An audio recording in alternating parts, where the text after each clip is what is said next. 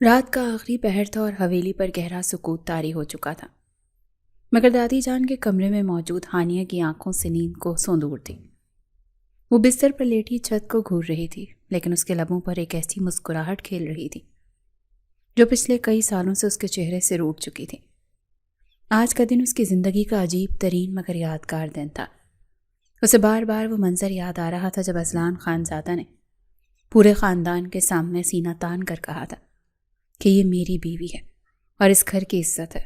Azlan کے وہ الفاظ ہانیہ کے کانوں میں رس کھول رہے تھے، اگرچہ وہ جانتی تھی کہ اذلان نے یہ سب صرف دادی کے حکم اور خاندانی وقار کی خاطر کیا تھا اور اس کے دل میں ہانیہ کے لیے کوئی نرم گوشہ نہیں تھا، مگر پھر بھی اس کی حمایت، اس کا سب کے سامنے ڈھال بننا، ہانیہ کے بنجر دل میں امید کی ایک ننھی سی کونپل کھلا گیا تھا۔ وہ سوچ رہی تھی کہ شاید کسی دن وہ نفرت کی اس دیوار کو گرانے میں کامیاب ہو جائے گی۔ کیا بات ہے بھائی، آج اکیلے میں بڑا مسکرایا جا رہا ہے۔ دادی جان کی محبت بھری آواز نے ہانیہ کو خیالات کی دنیا سے واپس کھینچ لیا۔ ہانیہ ہڑبڑا کر کروٹ بدل کر دادی کی جانب دیکھنے لگی، جو تہجد کی نماز کے لیے اٹھ بیٹھی تھی اور اب تسبیح ہاتھ میں لیے مسکراتے ہوئے اپنی پوتی کو دیکھ رہی تھی۔ ہانیہ کا چہرہ شرم سے گلابی ہو گیا۔ نہیں تو دادی جان، ایسا تو کچھ نہیں ہے۔ اس نے جلدی سے نظریں جھکا کر دوپٹہ درست کیا تو دادی جان نے شفقت سے اس کے سر پر ہاتھ پھیرا۔ مجھ سے چھپاتی ہے؟ تو اچھی طرح جانتی ہے کہ میں تیری آنکھوں میں جھانک کر تیرے دل کا حال جان لیتی ہوں۔ یہ چمک، یہ امید جو آج تیری آنکھوں میں ہے، میں جانتی ہوں اس کی وجہ میرا پوتا اذلان ہے۔ ہانیہ خاموش رہی۔ وہ دادی سے جھوٹ نہیں بول سکتی تھی۔ وہ دھیرے سے اٹھی اور دادی جان کے گھٹنوں سے لگ کر بیٹھ گئی۔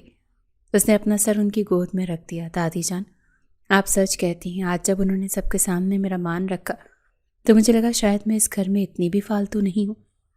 آپ کے ہوتے ہوئے ہر دکھ، ہر غم مجھ سے بہت دور رہتا ہے۔ آپ ہی تو میرا کل سرمایہ ہے۔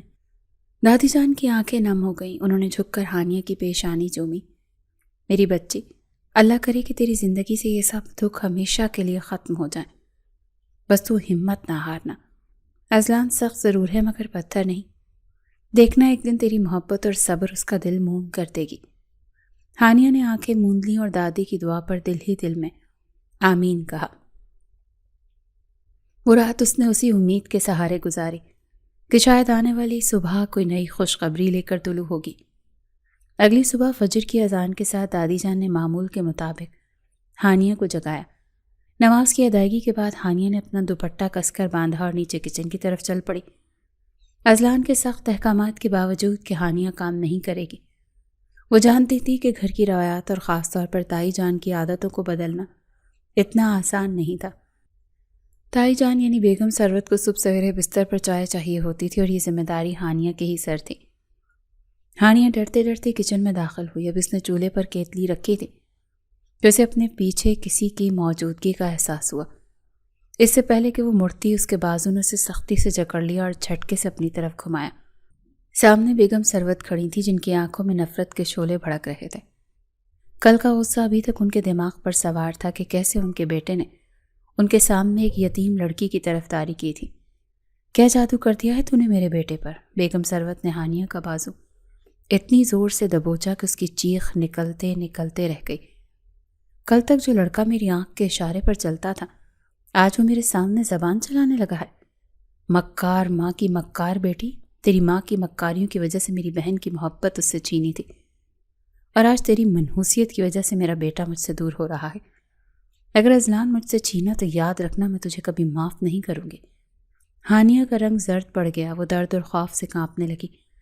وہ تائی جان، میں نے کچھ نہیں کیا، میں تو بس ایسے ہی کرتی تھی۔ تیری ماں بھی مظلوم بن کر، رو دھو کر مردوں کو اپنی مٹھی میں کرنا تو ماں بیٹی کا پرانا فن ہے۔ تائی جان کا پارا چڑھتا جا رہا تھا اور پھر اگلے ہی لمحے کچن میں ایک زوردار تڑاک کی آواز گونجی۔ بیگم ثروت نے پوری قوت سے ہانیہ کے منہ پر تھپڑ دے مارا۔ ہانیہ لڑکھڑا کر پیچھے ہٹی اور سنک کا سہارا لیا۔ رات بھر اذلان کے جن دو بولوں نے اس کے اندر امید کے دیپ جلائے تھے۔ تائی جان کے اس ایک تھپڑ نے اس سارے چراغوں کو بجھا دیا تھا۔ اس کا گال بری طرح سے سرخ ہو چکا تھا اور آنکھوں سے ٹپ ٹپ آنسو گرنے لگے تھے۔ خبردار جو میرے بیٹے کے سامنے مظلوم بننے کی کوشش کی۔ بیگم ثروت نے انگلی اٹھا کر اسے تنبیہ کی۔ تو کیا سمجھتی ہے کہ اذلان نے تیری حمایت کرتی تو تو اس گھر کی مالکن بن گئی؟ بھول ہے تیری۔ میں تیرا وہ حشر کروں گی کہ تو اپنی زندگی کی خیر منائے گی۔ ہانیہ نے اپنے کانپتے ہاتھوں سے گال کو چھوا اور بھیگی نظروں سے تائی جان کو دیکھا۔ وہ اس گھر کا کوئی ایسا کونا ڈھونڈنا چاہتی تھی جہاں چھپ کر جی بھر کر رو سکے، جہاں کوئی اسے مکار اور جادوگرنی نہ کہے، مگر افسوس اس حویلی کی دیواریں بہت اونچی تھیں اور رحم کے دروازے اس کے لیے بند تھے۔ بیگم ثروت ابھی بھی غصے میں پھنکار رہی تھی۔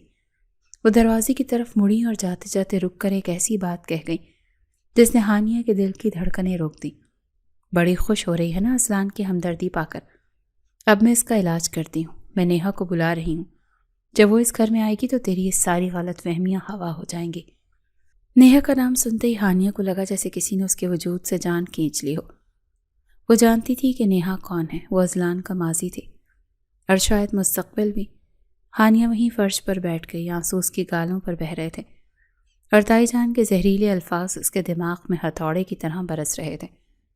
ابھی تو سفر شروع ہوا تھا اور کانٹے ابھی سے اس کے دامن کو تار تار کر رہے تھے۔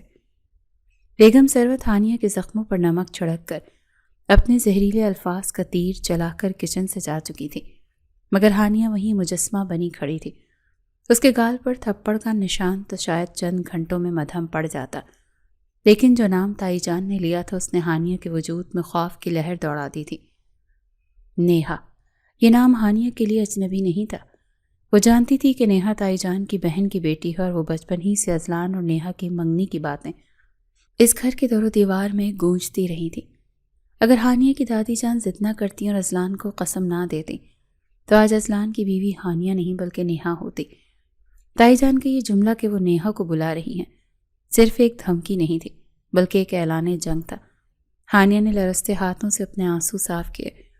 اس کے دل میں وسوسے سر اٹھانے لگے۔ اگر نیہا یہاں آ گئی تو کیا ہوگا؟ اذلان نے تو پہلے ہی مجھ سے بمشکل بات کرتے ہیں۔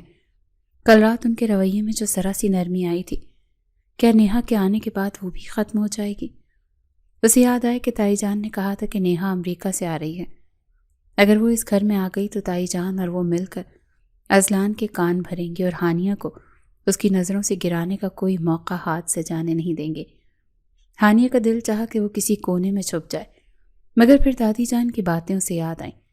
ہمت کرو گی تو سب ٹھیک ہو جائے گا۔ نہیں، میں رو کر وقت ضائع نہیں کر سکتی۔ ہانیہ نے خود کلامی کی۔ اس کی آواز میں ایک عزم پیدا ہوا۔ میں تائی جان کو نیہا کو بلانے سے تو نہیں روک سکتی، مگر میں اذلان کو حقیقت بتا سکتی ہوں۔ میں ان کی بیوی ہوں، میرا حق ہے ان پر۔ مجھے خود ان سے بات کرنی ہوگی اس سے پہلے کہ بہت دیر ہو جائے۔ میں دادی جان کو مزید پریشان نہیں کر سکتی۔ مجھے اپنی جنگ خود لڑنی ہے۔ اس خیال کے آتے ہی ہانیہ نے ٹھنڈے پانی سے منہ دھویا تاکہ روئے ہوئے نقوش کچھ کم ہو سکیں اور دوپٹہ درست کرتے ہوئے کچن سے باہر نکلی۔ اس کے قدم بھاری تھے اور دل کی دھڑکنیں تیز، مگر وہ فیصلہ کر چکی تھی۔ وہ سیدھی سیڑھیاں چڑھ کر اوپر اذلان کے کمرے کی طرف بڑھی۔ راستے میں ہر قدم پر اسے تائی جان کے طنزیہ جملے یاد آ رہے تھے، لیکن وہ ان آوازوں کو جھٹکتے ہوئے اذلان کے کمرے کے دروازے تک پہنچ گئی۔ دروازہ ہلکا سا کھلا ہوا تھا۔ ہانیہ نے گہری سانس لی اور دستک دینے کے لیے ہاتھ اٹھایا ہی تھا کہ اندر سے اذلان کی آواز سنائی دے۔ وہ کسی سے فون پر بات کر رہا تھا۔ ہانیہ کا ہاتھ ہوا میں ہی معلق رہ گیا اور وہ بے اختیار وہیں رک گئی۔ اسے اندازہ نہیں تھا کہ اگلے چند لمحوں میں وہ جو کچھ سننے والی ہے وہ اس کے رہے سہے حوصلے کو بھی توڑ کر رکھ دے گا۔ ہانیہ کی سانسیں جیسے سینے میں ہی اٹک گئی تھیں۔ دروازے کی اوٹ سے اذلان کی آواز سنائی دے رہی تھی، مگر اس کی آواز میں وہ سختی اور سرد مہری نہیں تھی جو ہانیہ کے لیے مخصوص تھی، بلکہ ایک عجیب سی اپنائیت اور نرمی تھی۔ ہاں، کل شام 6 بجے کی فلائٹ ہے نا تمہاری؟ اذلان موبائل کان سے لگائے کھڑکی کے باہر دیکھ رہا تھا۔ اس کے لہجے میں فکر مندی تھی۔ ڈونٹ وری، تمہیں ٹیکسی لینے یا کسی اور کو فون کرنے کی ضرورت نہیں ہے، میں خود تمہیں پک کر لوں گا۔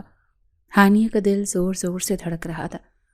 وہ سوچ رہی تھی کہ آخر کون ہے جس کے لیے اذلان اتنا فکر مند ہو رہا ہے؟ کون ہے جس کے لیے وہ خود ایئرپورٹ جانے کی بات کر رہا ہے؟ دوسری طرف سے شاید کچھ کہا گیا جس پر اذلان نے مسکراتے ہوئے جواب دیا، ہاں، کل میری ایک بہت اہم میٹنگ تھی، میں جانتا ہوں، لیکن وہ میٹنگ تم سے زیادہ ضروری تو نہیں ہے نا؟ میں نے کینسل کر دی ہے، میں وقت پر ایئرپورٹ پہنچ جاؤں گا۔ نیہا، نیہا، یہ نام اذلان کے منہ سے ادا ہوتے ہی ہانیہ کو لگا جیسے کسی نے اس کے دل پر زوردار وار کیا ہو۔ اس کا دماغ سن ہو گیا اور پیروں تلے سے زمین نکل گئی۔ وہ جس امید اور ہمت کو اکٹھا کر کے اذلان سے اپنی پہچان مانگنے آئی تھی، وہ ساری ہمت ریت کی دیوار کی طرح ڈھیر ہو گئی۔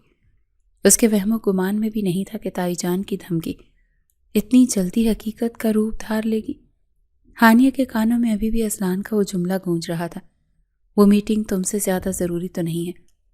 وہ لڑکا جو ہانیہ کی طرف دیکھنا بھی گوارا نہیں کرتا تھا، وہ کسی اور کے لیے اپنی اہم کاروباری میٹنگز چھوڑنے کو تیار تھا۔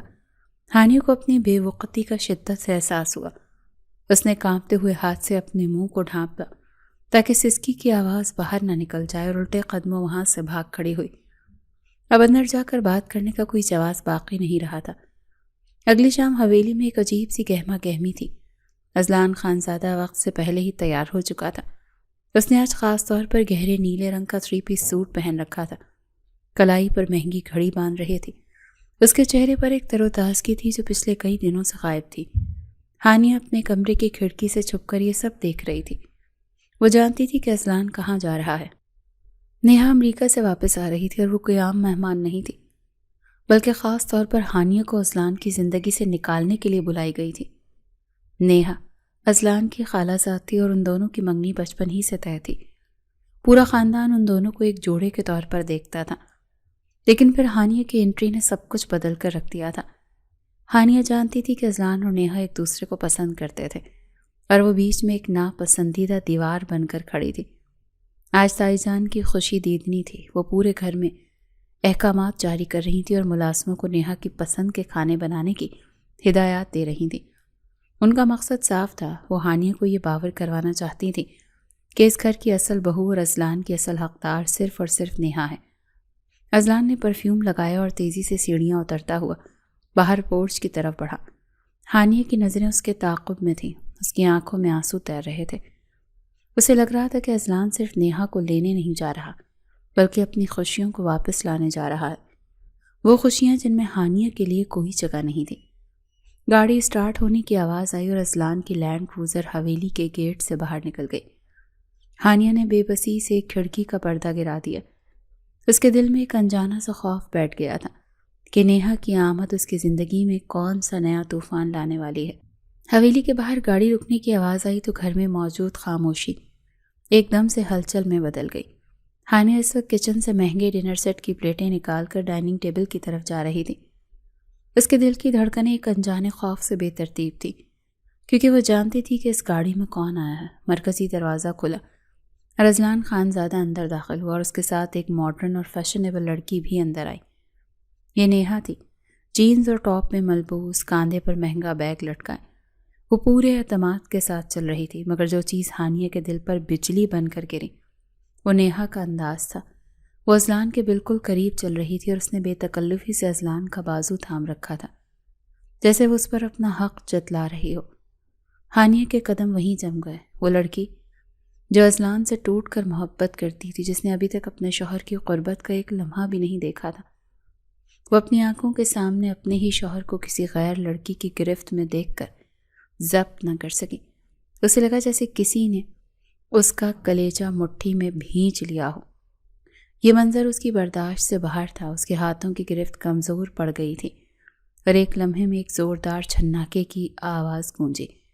ہانیہ کے ہاتھوں سے قیمتی ڈنر سیٹ کی پلیٹیں فرش پر گر کر چکنا چور ہو چکی تھیں۔ کانچ ٹوٹنے کی آواز سنتے ہی بیگم ثروت اپنے کمرے سے بھاگتی ہوئی باہر آئی۔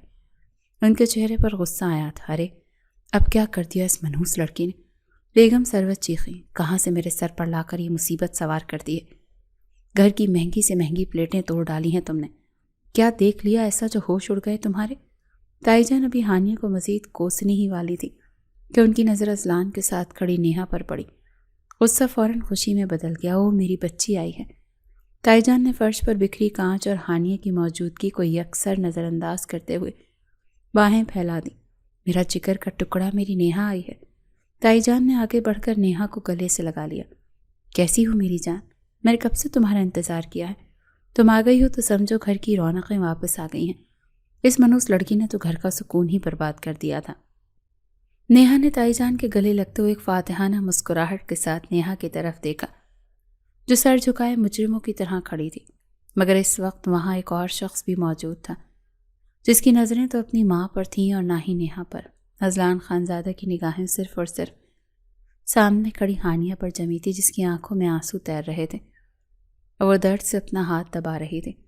اذلان نے سختی سے اپنا بازو نیہا کی گرفت سے چھڑوایا، حالانکہ نیہا اسے اپنی طرف متوجہ کرنے کی کوشش کر رہی تھی۔ اذلان نے اسے مکمل نظر انداز کیا اور لمبے ڈگ بھرتا ہوا سیدھا ہانیہ کے پاس پہنچا۔ کیا کر رہی ہو تم؟ اذلان کی آواز میں غصہ تھا، مگر یہ وہ غصہ نہیں تھا جو نیہا یا تائی جان سمجھ رہی تھی۔ اذلان نے ہانیہ کا ہاتھ پکڑ کر اسے اپنی طرف کھینچا۔ پلیٹ ٹوٹتے وقت کانچ کا ایک تیز ٹکڑا ہانیہ کی ہتھیلی پر لگا تھا جہاں سے خون رس رہا تھا۔ سرخ خون دیکھ کر اذلان کے ماتھے پر بل پڑ گئے۔ تمہیں منع کیا تھا نا کہ تم کچن کا کوئی کام نہیں کرو گی، اذلان نے ڈانٹتے ہوئے کہا، لیکن اس کے لہجے میں چھپی فکر کو محسوس کر کے ہانیہ نے حیرت سے سر اٹھا کر اسے دیکھا۔ سارا ہاتھ زخمی کر لیا، عقل نہیں ہے تم میں بالکل بھی۔ اذلان نے وہیں کھڑے کھڑے ہانیہ کے ہاتھ کا جائزہ لیا اور اپنی جیب سے رومال نکال کر اس کے زخم پر رکھ دی گئی۔ اس نے ایک لمحے کے لیے بھی یہ پرواہ نہیں کی کہ نیہا اور اس کی ماں اسے دیکھ رہی ہیں۔ نیہا جو ابھی تک اذلان کی توجہ کی منتظر تھی، یہ منظر دیکھ کر اندر سے جھلس کر رہ گئی۔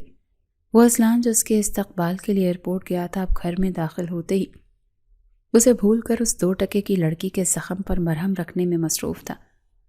اذلان نے مڑ کر بھی نیہا کو نہیں دیکھا۔ اس کا سارا دھیان ہانیہ پر تھا۔ ہانیہ کی آنکھوں میں آنسو تھے، مگر وہ حیرت سے اذلان کو دیکھ رہی تھی جو ایک پل میں ظالم اور دوسرے ہی پل میں اتنا نرم دل بن جاتا تھا۔ آخر یہ شخص کیا ہے؟ وہ سوچنے پر مجبور ہو گئی کہ وہ اسے سمجھ کیوں نہیں پا رہے۔ آؤ میرے ساتھ۔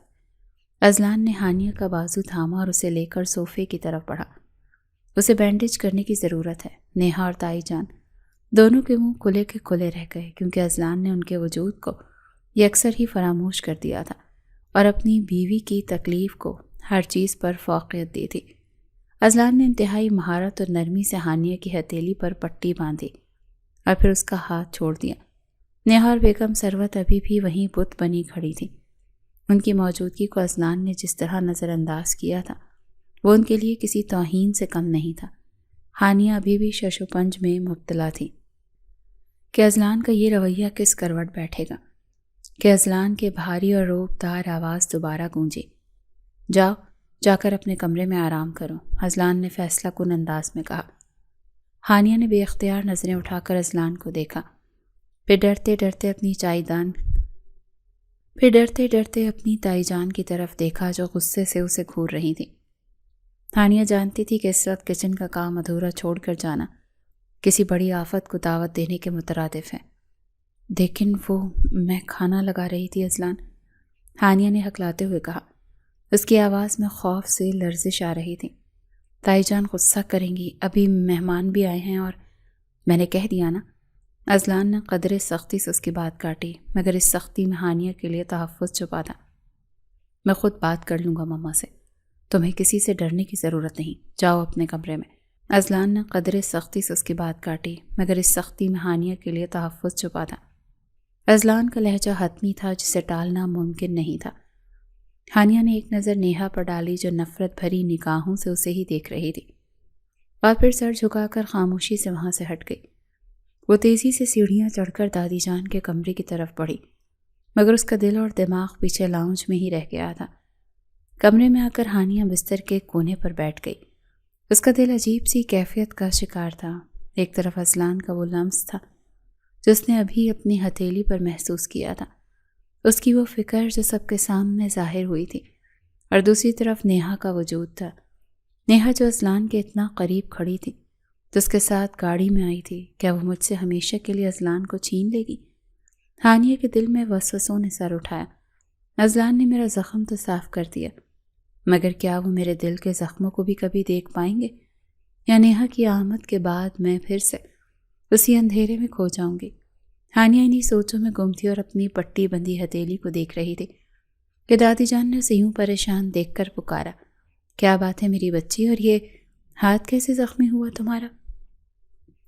دادی جان نے تشویش سے پوچھا اور اس کے قریب آ گئی۔ ہانیہ نے جلدی سے آنسو صاف کیے۔ کچھ نہیں دادی جان، بس وہ پلیٹیں ٹوٹ گئی تھیں تو کانچ لگ گیا۔ دادی جان نے افسوس سے سر ہلایا اور پیار سے اس کا ماتھا چوما۔ میں نے کہا تھا نا تمہیں کہ نہ اتنی غلامیاں کیا کرو ان کی۔ تم یہاں کی ملکہ ہو ہانیہ، اس گھر کی عزت ہو۔ ملکہ بن کر رہو، کب تک خود کو یوں نوکرانی بنا کر رکھو گی؟ ہانیہ کی آنکھوں میں نمی تیرنے لگی۔ کاش دادی جان آپ کا کہا سچا ہو، کاش میں واقعی کسی کے دل کی ملکہ بن جاؤں، مگر یہ صرف آپ کی خواہش ہے دادی، حقیقت نہیں۔ دادی جان مسکرائیں اور ہانیہ کی ٹھوڑی سے پکڑ کر چہرہ اوپر کیا۔ خود کی ہمت درکار ہے تمہاری۔ اگر تم خود کو کمزور سمجھو گی تو دنیا تمہیں پیروں تلے رون دے گی۔ خود ہمت کرو گی تو سب کچھ ٹھیک ہو جائے گا۔ کتنی دفعہ تو کہا ہے تمہیں کہ بن سنور کر رہا کرو، یہ کیا ماسیوں والا حلیہ بنا لیتے ہو؟ اتنی خوبصورت ہے میری بیٹی، ذرا سی سجی سنورے گی تو کسی شہزادی سے کم نہیں لگتی۔ ہانیہ نے پھیکی سی مسکراہٹ کے ساتھ دادی کو دیکھا۔ دادی کی باتیں اسے حوصلہ تو دیتی تھی مگر حقیقت کا آئینہ کچھ اور ہی دکھاتا تھا۔ بس کریں دادی جان، ہانیہ نے آہ بھرتے ہوئے کہا، آپ کو ہی میں شہزادی لگتی ہوں، اور تو کسی کو نظر ہی نہیں آتی۔ جن کو نظر آنی چاہیے ان کی نظروں میں تو شاید میرا وجود ہی بے معنی ہے، وہ اذلان کے بارے میں سوچتے ہوئے بولی تھی۔ دادی جان اس کی بات کی گہرائی سمجھ گئی تھی۔ وہ جانتی تھی کہ ہانیہ کا اشارہ اذلان کی طرف ہے، اور اب نیہا کی آمد نے اس بچی کو عدم تحفظ کو مزید بڑھا دیا ہے۔ نظر آئے گی بیٹا، دادی جان نے پر یقین لہجے میں کہا۔ جس دن تم اپنی قدر خود کرو گی اس دن سب تمہاری قدر کریں گے۔ جاؤ منہ ہاتھ دھو اور آرام کرو، کل ایک نیا سورج نکلے گا، اور یاد رکھنا مقابلہ سخت ہے مگر میری پوتی کسی سے کم نہیں ہے۔ ہانیہ نے اس بات میں سر ہلایا اور لیٹ گئی مگر اس کی آنکھیں چھت کو گھور رہی تھیں۔ مقابلہ تو واقعی سخت تھا کیونکہ جنگ اب صرف گھر والوں سے نہیں تھی بلکہ اذلان کے ماضی اور اس کی پسند نیہا سے بھی تھی۔ اگلی صبح حویلی کے ڈائننگ ہال میں معمول کی چہل پہل تو تھی مگر فضا میں ایک عجیب سا تناؤ محسوس ہو رہا تھا۔ سب گھر والے ناشتے کی میز پر اپنی اپنی مخصوص نشستوں پر براجمان تھے۔ بیگم ثروت اور تائی جان سرگوشیوں میں باتیں کر رہی تھیں جبکہ مرد حضرات خاموشی سے اخبار بینی میں مصروف تھے۔ ہانیہ اپنے کمرے سے تیار ہو کر باہر نکلی۔ کل کے واقعے اور رات بھر کی بے سکونی کے باوجود اس نے دادی جان کی نصیحت پر عمل کرتے ہوئے خود کو سنبھالا ہوا تھا۔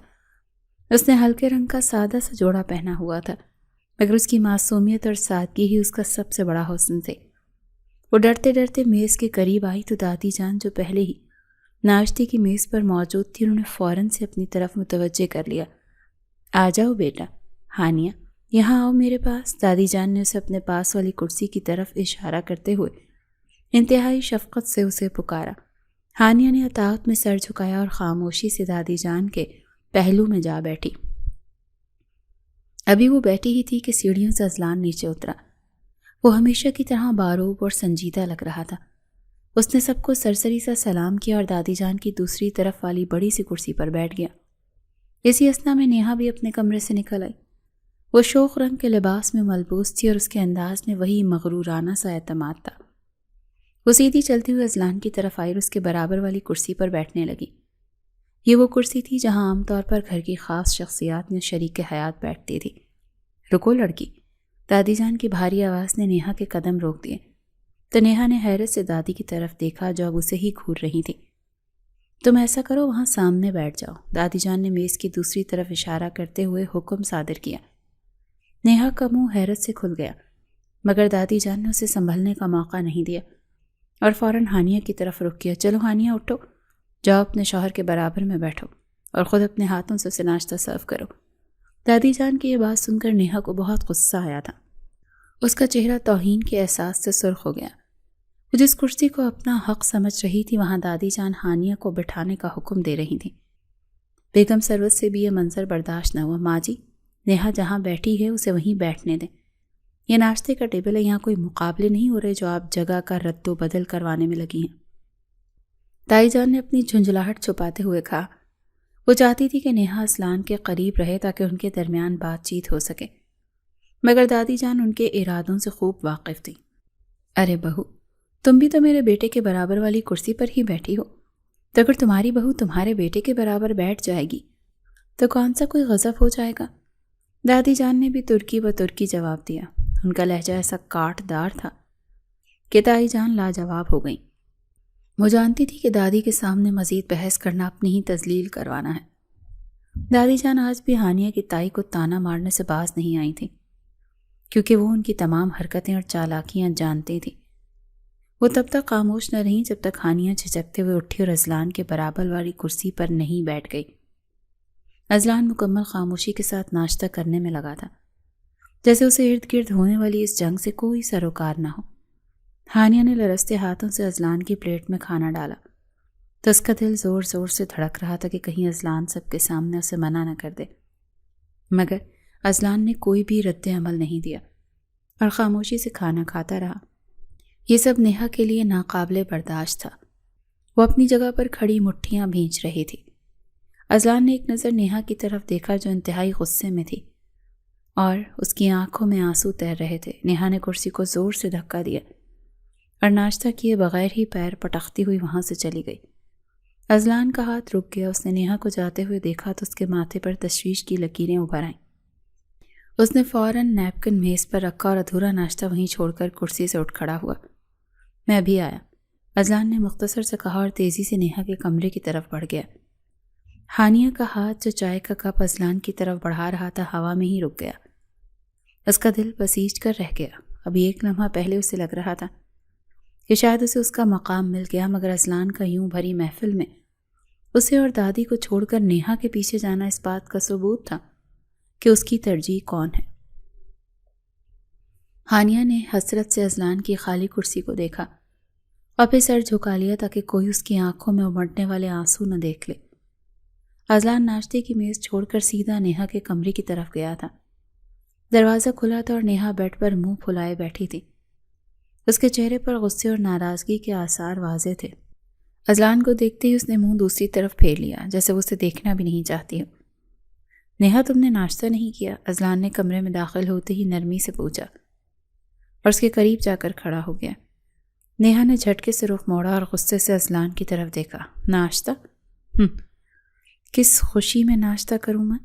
تم نے اپنی دادی جان کا رویہ دیکھا تھا نا، کس طرح وہ مجھے سب کے سامنے ذلیل کر رہی تھی۔ تمہاری دادی جان نے زبردستی تمہارا نکاح اس لڑکی کے ساتھ کیا ہے اور اب وہ چاہتی ہیں کہ میں اس حقیقت کو قبول کر لوں۔ ہرگز نہیں، میں اس لڑکی کو یہاں برداشت نہیں کر سکتی اذلان، اس کا وجود مجھے چبھتا ہے۔ اذلان نے گہری سانس لی اور بیڈ کے کنارے پر بیٹھ گیا۔ وہ جانتا تھا نیہا کا غصہ بجا ہے اور اسے ٹھنڈا کرنا ضروری ہے۔ بس کچھ دیر کی بات ہے یار، سب سنبھل جائے گا۔ تم جانتی ہو کہ دادی کی طبیعت کیسی ہے اور ان کے فیصلے اٹل ہوتے ہیں۔ اب تم آئی ہو تو یہ سب کچھ تو دیکھنے کو ملے گا ہی نا۔ تمہیں تھوڑا حوصلہ رکھنا پڑے گا، آخر کو ہانیہ میرے نکاح میں ہے، وہ شرعی اور قانونی طور پر میری بیوی ہے، میں اس حقیقت سے انکار تو نہیں کر سکتا۔ نیہا نے اذلان کی آنکھوں میں آنکھیں ڈال کر پوچھا، اچھا تو تم اس رشتے کو قبول کر چکے ہو کیا؟ تم مان گئے ہو کہ وہ تمہاری بیوی ہے؟ اذلان نے ایک لمحے کے لیے توقف کیا۔ اس کے لیے سوال بہت پیچیدہ تھا، مگر اس وقت نیہا کو مطمئن کرنا اس کی اولین ترجیح تھی۔ میں نے یہ تو نہیں کہا کہ میں نے اسے دل سے قبول کر لیا، لیکن حقیقت تو یہی ہے نا، معاشرے اور قانون کی نظر میں وہ میری بیوی ہے۔ خیر چھوڑو ان باتوں کو، چلو اٹھو اور جلدی سے ناشتہ کرو۔ تم بھوکا رہنے سے مسائل حل نہیں ہوتے، اور پھر تم نے یونیورسٹی کا بھی تو پتہ کرنا ہے نا جہاں تمہارا ایڈمیشن ہونا ہے۔ خالہ جان نے مجھے خاص طور پر تاکید کی ہے اور یہ کام میرے ذمہ لگائے کہ تمہاری پڑھائی کا نقصان نہیں ہونا چاہیے۔ نیہا کے چہرے پر موجود تناؤ کچھ کم ہوا۔ اذلان کی باتوں نے اسے کچھ حد تک تسلی دی تھی کہ اذلان ابھی بھی اس کی پرواہ کرتا ہے۔ وہ اذلان کی طرف دیکھ کر مسکرائی اور ایک عجیب سی ملکتی انداز میں بولی، میں تمہیں یوں کسی کا ہوتا ہوا نہیں دیکھ سکتی اذلان، میرا دل نہیں مانتا کہ تمہارے نام کے ساتھ کسی اور کا نام جڑا ہو، میرا دل نہیں مانتا کہ تمہارے نام کے ساتھ کسی اور کا نام جڑا ہو۔ اذلان نے نیہا کو دیکھا اور ایک تلخ مسکراہٹ اس کے لبوں پر آ گئی۔ اس نے انتہائی سنجیدگی سے جواب دیا، تم نے کس نے کہہ دیا کہ میں کسی کا ہو گیا؟ یہ رشتہ صرف ایک سمجھوتا ہے، ایک ایسا سمجھوتا جو بہت جلد ختم ہو جائے گا۔ اتفاق سے اس لمحے ہانیہ کوریڈور سے گزر رہی تھی۔ وہ اپنے کمرے کی طرف جا رہی تھی جب اذلان کی آواز اس کے کانوں سے ٹکرائی تو ہانیہ کے قدم وہیں جم گئے کہ یہ رشتہ صرف ایک سمجھوتا ہے جو بہت جلد ختم ہو جائے گا۔ یہ الفاظ ہانیہ کے دل پر کسی خنجر کی طرح چلے تھے۔ اپنے شوہر کے منہ سے اپنے ہی رشتے کے ٹوٹنے کی خبر سن کر اس کے پیروں تلے سے زمین نکل گئی۔ اس کا رنگ سفید پڑ گیا اور آنکھوں کے آگے اندھیرا چھانے لگا۔ ختم ہو جائے گا، ہانیہ نے دل ہی دل میں دہرایا۔ کیا اذلان مجھے چھوڑ دیں گے؟ کیا وہ مجھے طلاق دے دیں گے؟ ہانیہ کا دل چاہا کہ وہ وہیں چیخ چیخ کر روئے، مگر اس نے اپنے منہ پر ہاتھ رکھ لیا۔ اسے لگا جیسے اس کی دنیا اجڑنے والی ہے۔ وہ دیوار کا سہارا لے کر بمشکل کھڑی رہی۔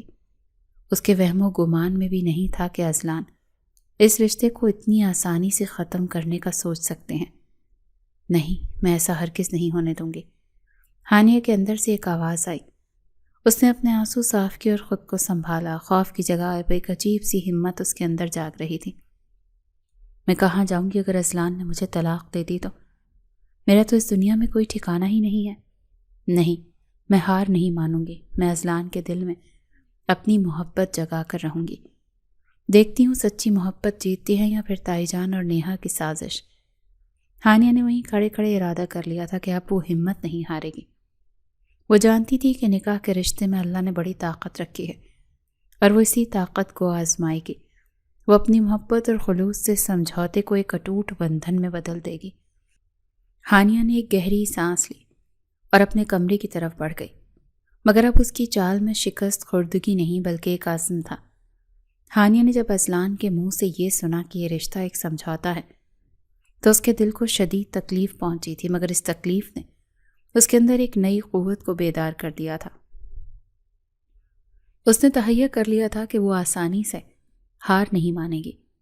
وہ جانتی تھی کہ نکاح کے رشتے میں اللہ نے خاص تاثیر رکھی ہے اور اسی تاثیر کے سہارے اپنی جگہ بنائے گی۔ اب اسے کسی نہ کسی بہانے اذلان کے ساتھ کچھ وقت اکیلے گزارنے کا موقع چاہیے تھا تاکہ وہ اسے سمجھ سکے اور اپنی موجودگی کا احساس دلا سکے۔ کافی سوچ بچار کے بعد اسے ایک ہی راستہ نظر آیا جو اس کی عزت نفس بھی برقرار رکھتا اور اسے اذلان کے قریب بھی لے آتا۔ ہانیہ شام کی چائے کے وقت دادی جان کے پاس آ بیٹھی جو کہ تسبیح پڑھ رہی تھیں۔ اس نے مناسب موقع دیکھ کر بات شروع کی۔ دادی جان، آپ سے ایک ضروری بات کرنی تھی، ہانیہ نے ہچکچاتے ہوئے کہا۔ دادی جان نے تسبیح ہاتھ سے چھوڑی اور پوری توجہ سے اس کی طرف مبذول رہ گئیں۔ کہو بیٹا، کیا بات ہے؟ دادی جان، میں آگے پڑھنا چاہتی ہوں، میری تعلیم ادھوری رہ گئی تھی اور میں چاہتی ہوں کہ اسے مکمل کر لوں۔ دادی جان کا چہرہ کھل اٹھا۔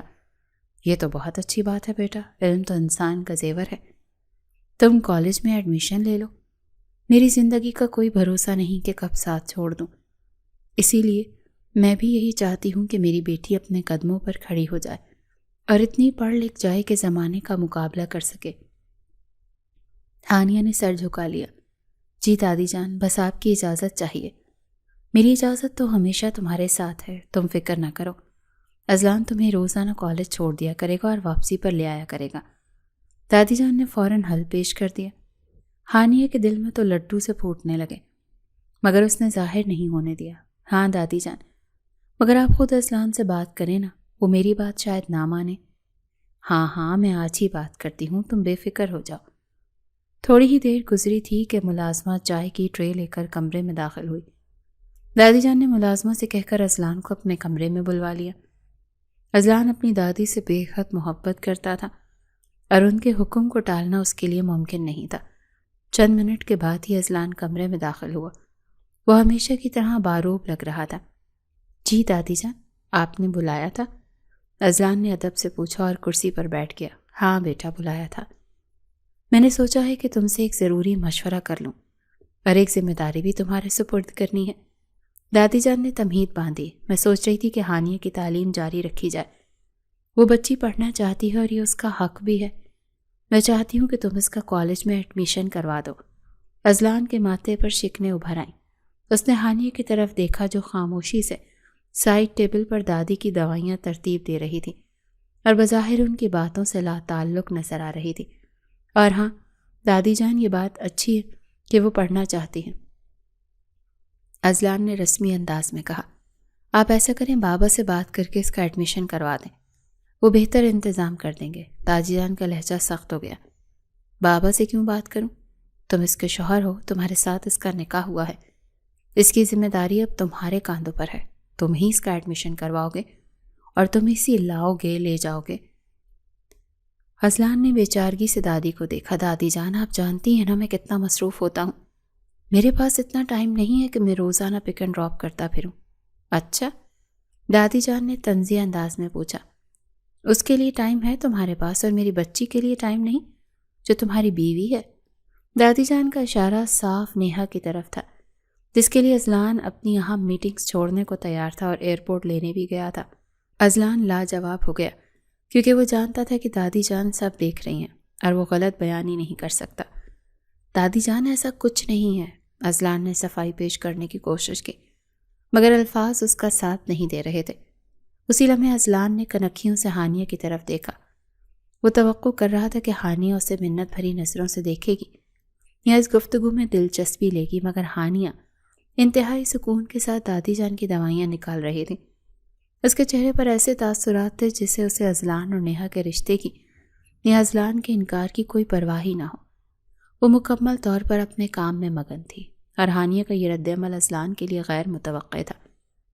وہ ہمیشہ ہانیہ کو ایک سہمی ہوئی اور روتی ہوئی لڑکی کے روپ میں دیکھتا آیا تھا، جو اس کی توجہ کی طلبگار رہتی تھی، مگر آج اس کی یہ بے نیازی اذلان کو کھٹک رہی تھی۔ وہ حیران تھا کہ جس لڑکی کی تعلیم اور مستقبل کی بات ہو رہی ہے، وہ اتنی لاپرواہ کیسے ہو سکتی ہے؟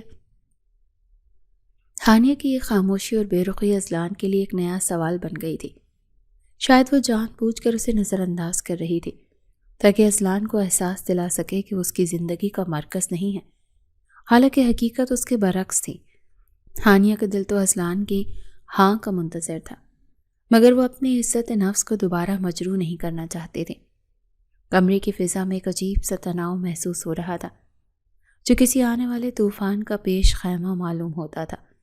اذلان نے دادی جان کی بات کا سیدھا جواب دینے کے بجائے اپنی کرسی پر پہلو بد اور ایک ایسا سوال داغ دیا جو کمرے میں موجود ہر شخص کے جذبات کو ٹھیس پہنچانے کے لیے کافی تھا۔ اس نے اپنی گہری سی آنکھوں سے دادی جان کو دیکھا اور پھر ایک نظر ہانیہ پر ڈالی، جو ابھی بھی خاموشی سے ادویات کی شیشیوں کو ترتیب دے رہی تھی۔ دادی جان، آپ کو میرے اور نیہا کے رشتے پر آخر کیا مسئلہ ہے، جبکہ اس گھر میں کسی اور کو تو اس بات پر کوئی اعتراض نہیں؟ اذلان کا یہ جملہ کسی تازیانے کی طرح ہانیہ کے کانوں سے ٹکرایا۔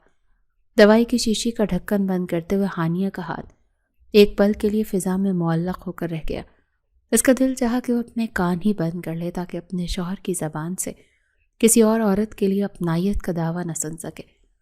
وہ جانتی تھی کہ اذلان یہ سب جان بوجھ کر کہہ رہا تھا کہ اسے تکلیف دے سکے، یا شاید یہ باور کروا سکے کہ اس کی حیثیت اس کمرے کی اشیاء سے زیادہ اور کچھ نہیں۔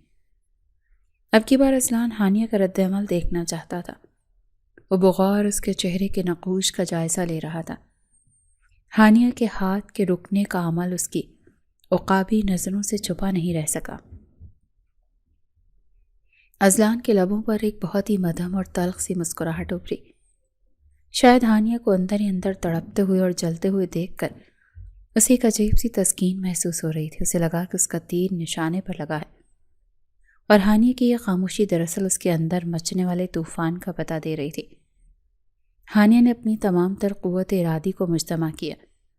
وہ جانتی تھی کہ اذلان اس کی آنکھوں میں آنسو یا چہرے پر شکستگی دیکھنا چاہتا ہے، مگر اب اس نے فیصلہ کر لیا تھا کہ وہ اپنی ذات کا تماشا نہیں بننے دے گی۔ اس نے گہری سانس لی اور اپنے کام میں دوبارہ مصروف ہو گئی، جیسے اس نے اذلان کی بات سنی ہی نہ ہو۔ اس نے ایک نظر اٹھا کر اذلان کی طرف دیکھا۔ دونوں کی نظریں ایک سیکنڈ کے لیے ملی۔ اذلان کی آنکھوں میں چیلنج تھا، جبکہ ہانیہ کی آنکھوں میں ایک گہرا سکوت اور ویرانی۔ ہانیہ کے یوں نظر انداز کرنے اور چہرے پر کوئی تاثر نہ لانے پر اذلان کی مسکراہٹ سمٹ گئی۔ اسے ہانیہ کی یہ بے رخی سمجھ نہیں آئی تھی۔ وہ تو اسے ایک کمزور اور رونے دھونے والی لڑکی سمجھتا تھا، مگر آج اس کے سامنے ایک نئی ہانیہ تھی جو اپنے جذبات کو چھپانا سیکھ گئی تھی۔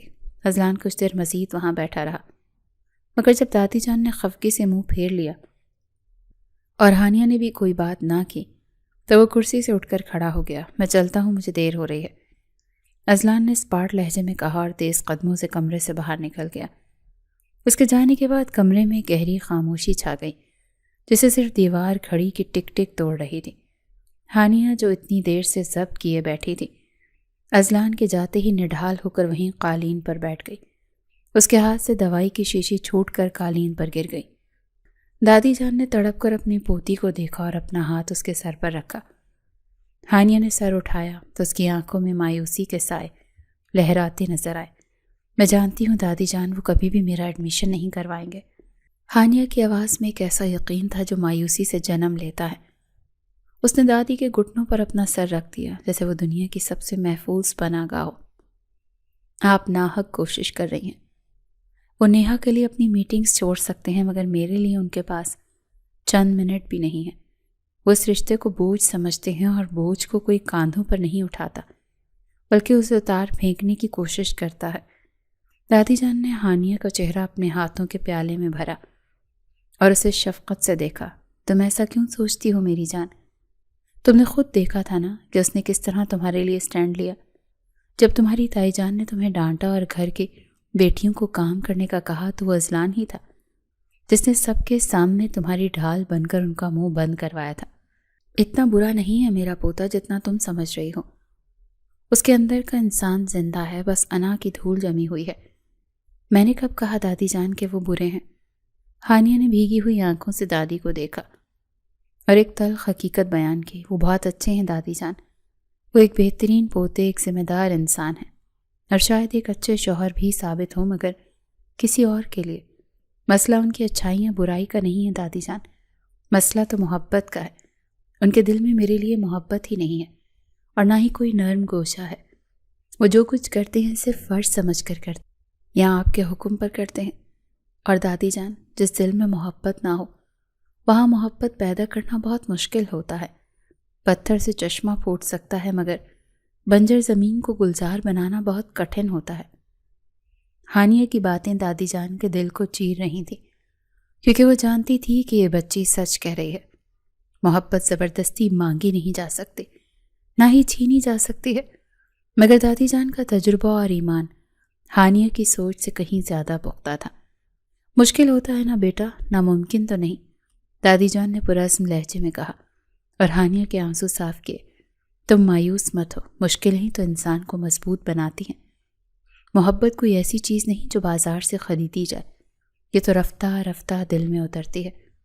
اذلان اندھا نہیں ہے، وہ بس بھٹکا ہوا ہے۔ تم دیکھنا ایک نہ ایک دن تم اپنی سچائی اور وفا سے اذلان کا دل جیت لوگی۔ اس کے دل میں جمی نفرت کی برف تمہاری محبت کی تپش سے پگھل جائے گی۔ ہانیہ نے دادی کی امید بھری باتوں کو سنا تو اس کے دل میں بھی ایک موہم سی امید جاگی۔ میں اس دن کا انتظار کروں گی دادی جان کہ وہ دن میری زندگی میں آ جائے۔ کیا واقعی وہ دن کبھی آئے گا جب اذلان مجھے اپنی مرضی سے قبول کریں گے؟ ہانیہ کے لہجے میں سوال بھی تھا اور تمنا بھی۔ آئے گا بیٹے، کیوں نہیں آئے گا؟ میرا رب کسی کی امید نہیں توڑتا۔ ہانیہ کے لہجے میں سوال بھی تھا اور تمنا بھی۔ دادی جان نے اسے دلاسا دیا اور سینے سے لگا لیا۔ وہ جانتی تھی راستہ کٹھن ہے اور کانٹوں سے بھرا ہے مگر انہیں اپنی پوتی کی قسمت پر یقین تھا۔ یہ آزمائش کا وقت تھا اور سونے کو کندن بننے کے لیے آگ سے گزرنا ہی پڑتا ہے۔ ہانیہ کو بھی اس آگ سے گزرنا تھا تاکہ وہ اذلان کی زندگی میں وہ تمام مقام حاصل کر سکے جو اس کا مقدر تھا۔ کمرے میں اذلان کے قدموں کی چاپ اب بھی گونجتی محسوس ہو رہی تھی، حالانکہ وہ جا چکا تھا۔ اس کے جانے کے بعد وہاں جو خاموشی پھیلی تھی وہ ہانیہ کے لیے کسی بھی شور سے زیادہ تکلیف دہ تھی۔ ہانیہ اپنی جگہ پر یوں ساکت بیٹھی تھی جیسے اس کے جسم سے جان ہی نکل چکی ہو۔ اذلان کا آخری جملہ اور اس کا وہ سرد رویہ ہانیہ کے دل کو کرچی کرچی کر گیا تھا۔ اس نے جس طرح ہانیہ کی تڑپ کو نظر انداز کیا تھا اور نیہا کے معاملے پر اس کے جذبات کو ٹھیس پہنچائی تھی، وہ ناقابل برداشت تھا۔ شاید ہانیہ کو تڑپتے ہوئے دیکھ کر اسے خوشی محسوس ہو رہی تھی یا شاید وہ اپنی انا کی تسکین کر رہا تھا، مگر وہ اس حقیقت سے بالکل بے خبر تھا کہ ہانیہ کے دل پر کیا گزر رہی ہے۔ وہ نہیں جانتا تھا کہ اس کی یہ بے اعتنائی ہانیہ کے لیے موت کے پیغام سے کم نہیں ہے۔ ہانیہ نے اپنے سینے پر ہاتھ رکھا جہاں درد کی ایک شدید لہر اٹھ رہی تھی۔ وہ اذلان سے محبت کرتی تھی اور یہی اس کی سب سے بڑی کمزوری تھی، ورنہ دنیا کا کوئی اور انسان اس کے ساتھ ایسا رویہ اختیار کرتا تو وہ شاید پلٹ کر جواب دے دیتی، مگر محبت انسان کو بے بس کر دیتی ہے۔ اذلان کے جانے کے بعد ہانیہ نے اپنی بھیگی ہوئی پلکیں اٹھائیں اور دادی جان کی طرف دیکھا جو اپنی جگہ پر گمسم بیٹھی تھی۔ دادی جان کے چہرے پر بھی دکھ اور پریشانی کے سائے لہرا رہے تھے۔ وہ جانتی تھیں کہ اذلان نے زیادتی کی ہے اور ہانیہ کا دل دکھایا ہے۔ ہانیہ نے خود کو سنبھالا اور اپنی لرزتی ہوئی آواز میں دادی کو پکارا۔ دادی جان، اس کی آواز میں کرب کی ایسی کیفیت تھی کہ دادی جان کا دل ہل کر رہ گیا۔ انہوں نے فوراً اپنی توجہ ہانیہ کی جانب مبذول کی۔ ہانیہ نے ایک گہری آہ بھری اور مایوسی سے سر ہلاتے ہوئے بولی، میں جانتی ہوں دادی جان، وہ کبھی بھی میرا ایڈمیشن نہیں کروائیں گے۔ آپ نے ان کا لہجہ اور انداز دیکھا تھا، وہ صرف ٹال رہے ہیں۔ وہ نہیں چاہتے کہ میں پڑھوں یا آگے بڑھوں، کیونکہ ان کے نزدیک میری کوئی اہمیت نہیں ہے۔ ان کے پاس نیہا کے لیے وقت ہے، اس کے ہر کام کے لیے وقت ہے، مگر میرے لیے صرف بہانے۔ دادی جان نے ہانیہ کی مایوسی کو بھانپ لیا تھا۔ وہ اپنی جگہ سے اٹھیں اور ہانیہ کے قریب آ کر اس کے پاس بیٹھ گئیں۔ انہوں نے ہانیہ کا ٹھنڈا ہاتھ اپنے گرم ہاتھوں میں لیا تھا۔ تم غلط سوچ رہی ہو میری بچی، تم اذلان کو ابھی تک مکمل طور پر سمجھ ہی نہیں پائی۔ وہ ضدی ضرور ہے مگر ظالم نہیں۔ تم نے دیکھا تھا نا کس طرح اس نے تمہارے لیے سٹینڈ لیا تھا۔ یاد کرو وہ صبح جب تمہاری تائی جان نے تمہیں ڈانٹا اور گھر کی بیٹیوں کو کام کرنے کا کہا تھا، تو وہ اذلان ہی تھا جس نے سب کے سامنے تمہاری ڈھال بن کر ان کا منہ بند کروایا۔ اس نے تمہاری عزت کی خاطر اپنی ماں اور تائی تک کی پرواہ نہیں کی تھی۔ اگر وہ تم سے نفرت کرتا یا تمہیں کچھ نہ سمجھتا تو اسے کیا ضرورت تھی تمہاری وکالت کرنے کی؟ وہ خاموش بھی تو رہ سکتا تھا۔ ہانیہ نے دادی کی بات سنی مگر اس کے دل کا بوجھ کم نہ ہوا۔ اس نے دادی کی آنکھوں میں دیکھتے ہوئے کہا، اتنا برا نہیں ہے میرا پوتا۔ دادی جان، میں مانتی ہوں، میں نے کب کہا کہ وہ برے انسان ہیں؟ وہ ایک بہترین پوتے ہیں۔ وہ گھر کے ہر فرد کا خیال رکھتے ہیں اور شاید وہ دنیا کے بہترین انسان بھی ہوں، مگر دادی جان، اچھائی اور محبت میں فرق ہوتا ہے۔ ہانیہ کی آنکھوں سے ایک آنسو ٹوٹ کر گرا جسے اس نے فوراً صاف کر لیا۔ میں نے کہا نا دادی جان، وہ برے ہیں، لیکن ان کے دل میں میرے لیے محبت نہیں ہے۔ وہ میرا خیال صرف اس لیے رکھتے ہیں کیونکہ میں ان کی ذمہ داری ہوں یا پھر آپ کا حکم ہے۔ ذمہ داری نبھانا اور چیز ہے اور دل سے کسی کو چاہنا بالکل الگ بات ہے۔ اور دادی جان، جس دل میں محبت نہ ہو وہاں محبت پیدا کرنا بہت مشکل ہوتا ہے۔ پتھر سے چشمہ پھوٹ سکتا ہے مگر بنجر زمین کو گلزار بنانا بہت کٹھن ہوتا ہے۔ میں ان کی ذمہ داری تو بن سکتی ہوں مگر ان کی محبت کبھی نہیں بن پاؤں گی، کیونکہ ان کی محبت کی جگہ پر پہلے ہی کوئی اور براجمان ہے۔ ہانیہ کا اشارہ نیہا کی طرف تھا اور یہ بات دادی جان خوب سمجھتی تھی۔ وہ جانتی تھی کہ ہانیہ کا خوف بیجا نہیں، مگر وہ یہ بھی جانتی تھی کہ اذلان کے دل میں نیہا کے لیے وہ جذبہ نہیں جو ہانیہ سمجھ رہی ہے۔ یہ صرف بچپن کی عادات اور خاندان کا دباؤ ہے۔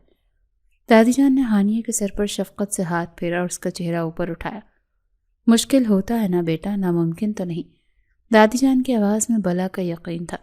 تمہاری بات درست ہے کہ محبت زبردستی حاصل نہیں کی جا سکتی، مگر محبت کو ایسی چیز بھی نہیں جو پتھر پر لکیر ہو۔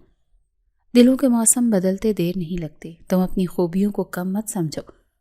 تمہاری سچائی، تمہاری وفا اور تمہارا صبر وہ ہتھیار ہیں جن کے آگے بڑے بڑے پہاڑ بھی ریزہ ریزہ ہو جاتے ہیں۔ اذلان کی آنکھوں پر ابھی خاندانی روایات اور پرانی باتوں کی پٹی بندھی ہوئی ہے، مگر بہت جلد یہ پٹی کھل جائے گی۔ تم دیکھنا ایک نہ ایک دن تم اذلان کا دل جیت لوگی۔ وہ خود تمہارے پاس آئے گا اور اپنی محبت کا اعتراف کرے گا۔ وہ وقت دور نہیں جب اس گھر میں اور اس کے دل میں صرف تمہارا راج ہوگا۔ ہانیہ نے دادی جان کی ان امید بھری باتوں کو سنا تو اس کے تاریک دل میں امید کی ایک ننھی سی کرن جاگی۔ وہ دادی جان کی بصیرت پر یقین رکھتی تھی اور جانتی تھی کہ وہ کبھی اسے جھوٹی تسلی نہیں دیتی۔ میں اس دن کا انتظار کروں گی دادی جان، کہ وہ دن میری زندگی میں آ جائے، ہانیہ نے بھرائی ہوئی آواز میں کہا، مگر مجھے ڈر لگتا ہے کہ کہیں اس دن کے آنے تک بہت دیر نہ ہو جائے، کہیں تب تک میرے اندر کی ہانیہ ہی نہ مر جائے۔ ایسا نہیں ہوگا میری جان۔ دادی جان نے اسے گلے لگا لیا اور اس کی پشت تھپتھپائی۔ آئے گا بیٹے، وہ دن ضرور آئے گا، کیوں نہیں آئے گا؟ میرا رب کبھی کسی کی امید کو نہیں توڑتا، اور خاص طور پر اس کی جو صبر کرتا ہے۔ تم بس اپنا حوصلہ مت ہارنا۔ یہ نیہا، یہ تائی جان اور یہ سارے حالات صرف ایک امتحان ہیں، اور تم اس امتحان میں ضرور سرخرو ہوگی۔ دادی جان نے اسے دلاسا دیا اور سینے سے لگا لیا۔ ہانیہ نے اپنی آنکھیں بند کر لیں اور اپنا سر دادی کے کاندھے پر ٹکا دیا۔ اس پرسکون پناہ گاہ میں اسے کچھ لمحوں کے لیے اپنے سارے غم ہلکے محسوس ہونے لگے۔ باہر رات گہری ہو چکی تھی اور حویلی کے در و دیوار خاموش تھے۔ مگر اس خاموشی میں ایک نئے عزم کی بازگشت سنائی دے رہی تھی۔ ہانیہ نے تہیہ کر لیا تھا کہ وہ ہار نہیں مانے گی، وہ اپنی محبت کی جنگ لڑے گی، چاہے اس کے لیے اسے کتنی ہی بڑی قربانی کیوں نہ دینی پڑے۔ اسے یقین تھا کہ دادی جان کی دعا اور اس کا صبر رائے گا نہیں جائے گا۔